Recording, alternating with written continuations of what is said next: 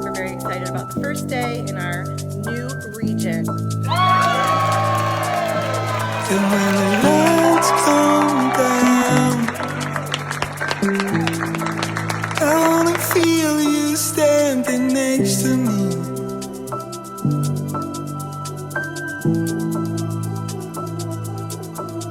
And can you hear me out?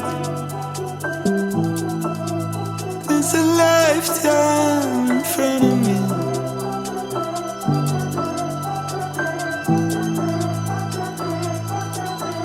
And when my time runs out.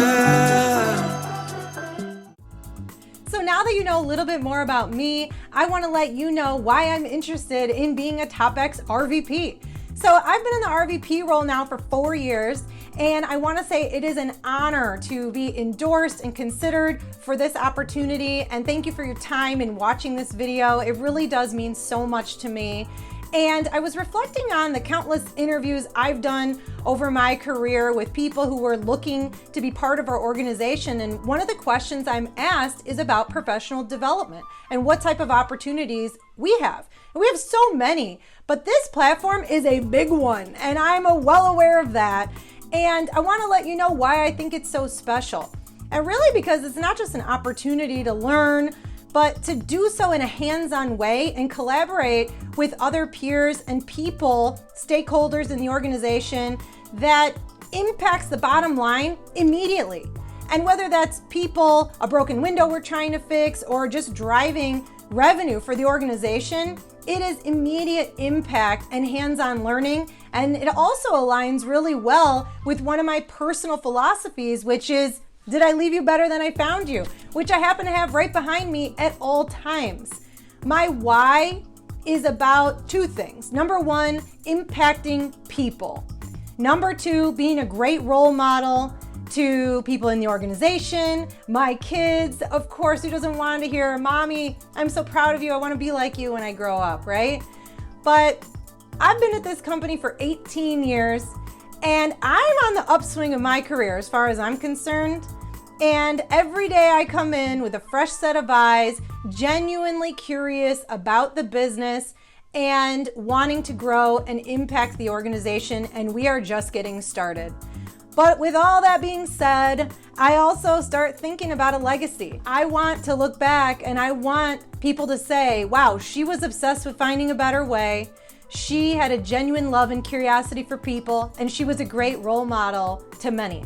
So to me, TopX is an opportunity right now in my career to not just excel, but to accelerate the business.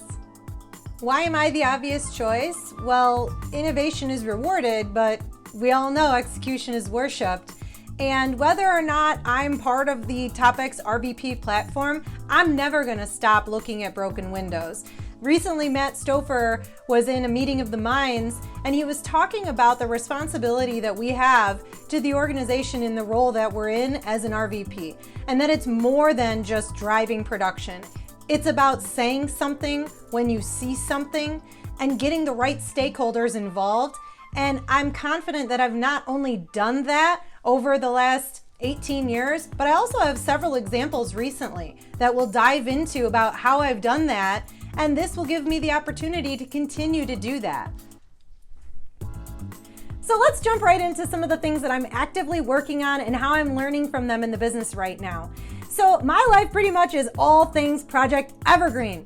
And there's a couple different pieces to that. One of them is growing new banking specialties. So I currently lead Premier Banking, Flex Banking. We are growing out Bronze Banking, RME. We'll jump into those later in the video.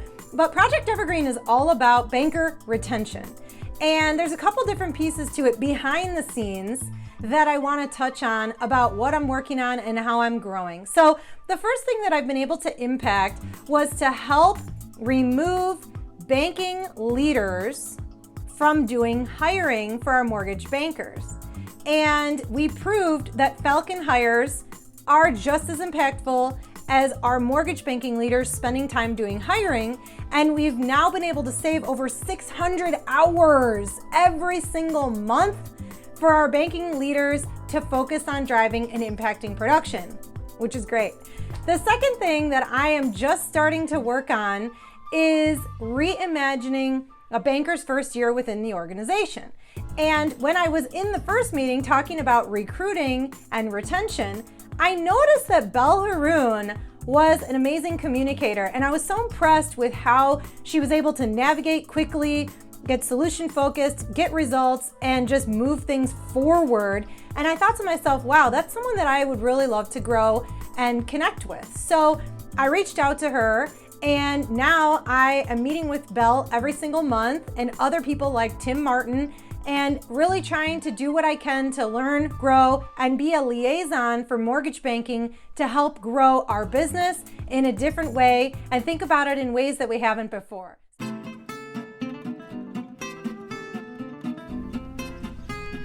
Damien, is dinner ready? I'm not really sure if this is ready or not. I mean, you know how I like it. Butterflied, cooked all the way through, not burned, not like a hockey puck. Maybe I'll just leave it in for a little bit longer. I'll check my mail while I'm waiting. Let's see, who's this from here? John Warfo. Oh my goodness, Amazon's got his name spelled wrong. I should probably call him, but it's pretty early on a Sunday morning here.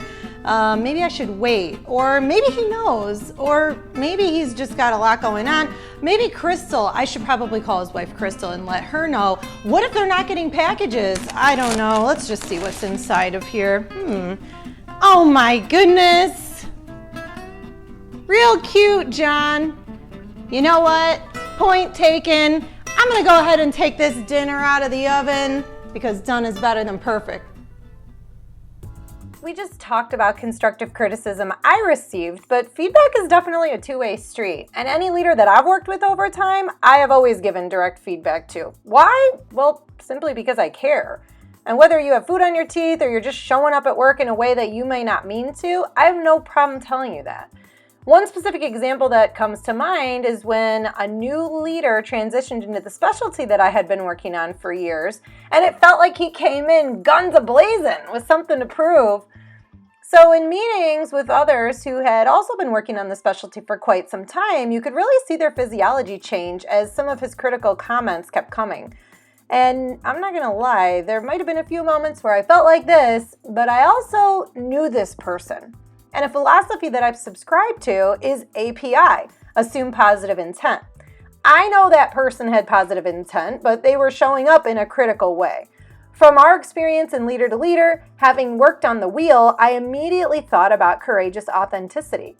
I paused on it, and then we sat down and I delivered the feedback. To my surprise, he was actually really defensive. Things were feeling more like no before yes. Hours later, after the meeting, I believe he thought about the intent of my message, knew it was from a positive place, and he actually sent me a text saying thank you for saying something. So the outcome there was we had increased trust between us and definitely better alignment on what we were growing together and working on. And so in the end, we agreed to live the yes before no mindset. And honestly, I felt so much better about it. I can't even imagine what would have happened if I hadn't said something, and I don't want to know. So let's talk about strategies for increasing company revenue. I've got a lot of ideas, but I want to highlight 3 specifically that are in the works. So the first one is what we call the laboratory. And in Refi, within our RME, Rocket Mortgage Expert teams, we're working together to strategize ways to increase revenue by creating new specialties. So a few that we're working on are bronze, which we have improved conversion on this specific lead flow from 1.5% to over 6% in just a few short months, which is amazing. Then we've got PE money, which is price elasticity. And I was selected to pilot something called PE All Day because I've been a really good business partner to the team. And our revenue in my region specifically has improved over $300 per credit pull with an almost 80% adherence rate, which is awesome. I've worked on scripting and a plan to help grow credit triggers in Refi when we can pull the trigger on that. And we're now starting a new pilot with clients that don't have credit pulled who are not being properly followed up with in all of refinance. So all of these specialties are creating opportunities, and bankers are really excited about them, and it allows for flexibility in hours too, which is really, really helping banker retention. Obviously, when people stay, that's more revenue generated for the organization as well. Last, we are 2 months into flex banking, which I own, and we have yet to lose one banker, which is great. And this specialty offers a 4-day work week, which also helps to provide more weekend coverage for RKT. So the second strategy is eating our own dog food with Social Proof. And Social Proof is a review, showcase, and collection company within our FOC. And I am the owner working with the team from mortgage banking, and I send out stats monthly on usage to all of the leaders within RKT across all of the business channels. And where I see an opportunity here is to expand and involve more people and have better strategies and tactics that can help drive banker usage at a higher level, because it has been proven that when we do that and when we use Social Proof at the highest level, we will see higher lead conversion, which translates to more revenue.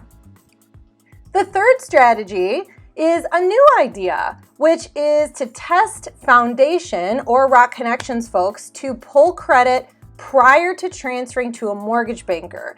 And I emailed this idea over to Matt Stouffer just about a month ago, and I'm working on collaborating with a few folks in different business areas to see if we started small with a test, if these folks would actually end up being more profitable, have higher lead to credit, in turn, our mortgage bankers having higher credit to application, and ultimately putting us in a position where we create more revenue for the organization and just think about things in a different way. I also believe this would impact banker retention in a positive way as well. As a sales leader, if I had to give one answer to the question specifically around failure, it would be anytime someone does not achieve goal under my watch. And in the past, we have been in a spot where we had only about 30% of the people in our region achieving goal. And now I'm happy to say that just last month, we were up over 70%. But with that being said, we've still got miles to go. And I got in front of my region about a month ago and have been providing daily updates since. And I let them know that the number one thing that I care about the most is that every person in the Arena region achieves goal. And when we do that, that's when we truly win as a team. So as far as failure goes, I think to summarize it, Oscar Wilde said it best: experience is the name that we give our mistakes. We are a people organization, and it is so important that the environment that we have is where people come to work bringing their best selves. So an opportunity that I believe we have right now as it surrounds mentoring and developing people is that people just simply aren't connected enough and really don't know each other. And so one of the things that we're doing with the help of Jeff Krinsky, one of our rock partners inside of the Arena region, is we've kicked off a program called the 10-Minute Mentor. And it's got about 20 mortgage bankers, and the titles range from Triple Crown to our non-titled mortgage bankers participating in short weekly meetings to really collaborate about the business. And we've found it to be so impactful, especially in a hybrid or remote environment. And when I think about mentoring and developing people, I think about all the hard work that T-Win is doing with everybody on the team, whether it's Richard Mandel or soon to be Matt Stouffer. And I would love to be part of what we're growing and building, because this is something that I'm really passionate about. So when I think about a vision for mentoring and developing people, there's a lot of parallels to something that I really love, which is building new homes. And right now I'm actually working on our 5th new construction project. And there's 4 things that I thought I could touch on to speak to this vision. So number 1 is a strong foundation. It is very important that you have a strong foundation when building something. Number 2, structure, solid structure. Number 3, design. You've got to have great design. And number 4, don't forget about the maintenance and being consistent over the long run. I would love to collaborate with the team and help to advance our efforts in mentoring and developing people, because people are number 1. Adopting OKRs in our business has been amazing to help us think strategically and get stuff done. So I own a couple different OKRs and I want to walk you through them now. So let's go big picture first. The Refi channel, the nucleus. I'm part of a group including T. Martin, Jeff Schmidt, and a few other people, and we're focused on driving culture for the Nucleus Refi channel. And so far we've recorded and delivered a spooky spectacular video that went out to the channel, and Jeff and I also spoke at Meeting of the Minds about the Spark survey and some of the things that we noticed with our leaders, specifically in the Refi channel. The second thing is I am the CEO of the Culture District for the land site, and we meet once or twice a week. And this is an opportunity for me to develop some of our senior directors in the district, impact culture, and we own the awards for our leadership team that we do monthly, and also a variety show called The Land Show, where we have interviews with senior leaders in the organization, with John Wargo, and other fun culture pieces that we want to get out to the group, and then we work on a couple other inches as well. In the Arena region, we also have OKRs, and we have our directors of mortgage banking, each owning a district to be aligned with the land site as well. And each week we meet and we grade the OKRs that we created. And let me tell you, when we first started doing this compared to what we're doing now, we have come a long way. The leadership development here is very, very clear. So focusing on OKRs has really helped overall with the innovation, execution, creativity, collaboration, and overall leadership development, and it's been amazing.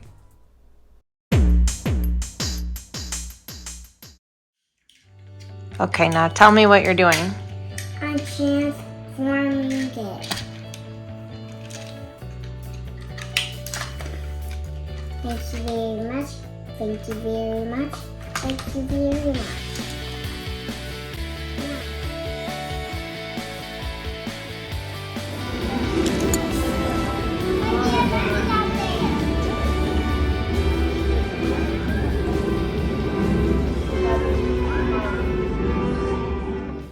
Thank you so much for taking the time to watch this video and to learn more about me and how I'm impacting the business. Again, it is an honor to be considered and endorsed for this opportunity. Any questions, please feel free to reach out, 31723.